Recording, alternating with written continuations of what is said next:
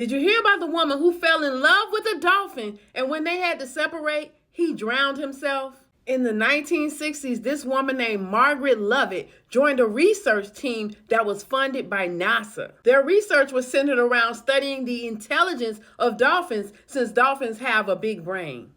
So they set up this research lab called the Dolphin House so they could study the dolphins more intimately. The Dolphin House was located on a Caribbean island called St. Thomas. Because they were on a small island, they were obsessed with their work. And Margaret, during the evening, she didn't want to go take a break. She wanted to go back to the lab and be with the dolphins. So she convinced the lead researchers to build her a house within the dolphin lab so that she can live there 24/7. The research team was excited about her passion, so they did that for her. And her assignment was to try to teach one of the dolphins how to speak English. Margaret chose a young dolphin by the name of Peter, and she literally lived with him in the enclosure 24/7. Margaret spent so much time with Peter learning his nonverbal language that she said things became a little blurred.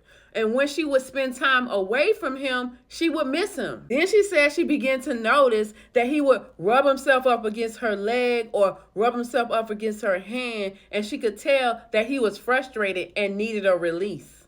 The first few times she said she went to go send him off to be with the female dolphins, but after a while she got tired of doing that and she decided that she would take care of him herself by giving him a hand massage. To Margaret, it was no big deal. She said she looked at it as scratching an itch, but when people would come by and they saw her doing it, they thought, this isn't right.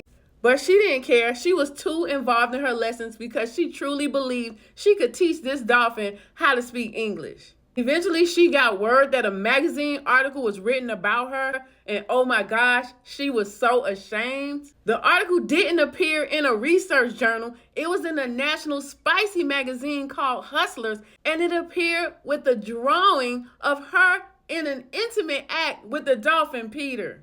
She went out trying to buy as many copies as she could, but it was already out there, so there was nothing she can do about it, and she decided to just forget it.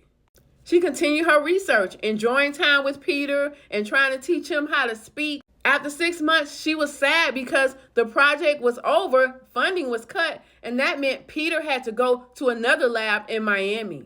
She said goodbye to Peter and went on her way, but not too long after, she got a call and was shocked to hear that Peter had drowned himself at the new lab. And it wasn't an accident. It turns out that dolphins have to be conscious about breathing. And at one point, Peter just decided to give up. He floated to the bottom of the pool and he died. The researcher said that he thinks Peter did that on purpose because he missed Margaret and he was dying of a broken heart. I'm Te-Erika with the T. Follow for more.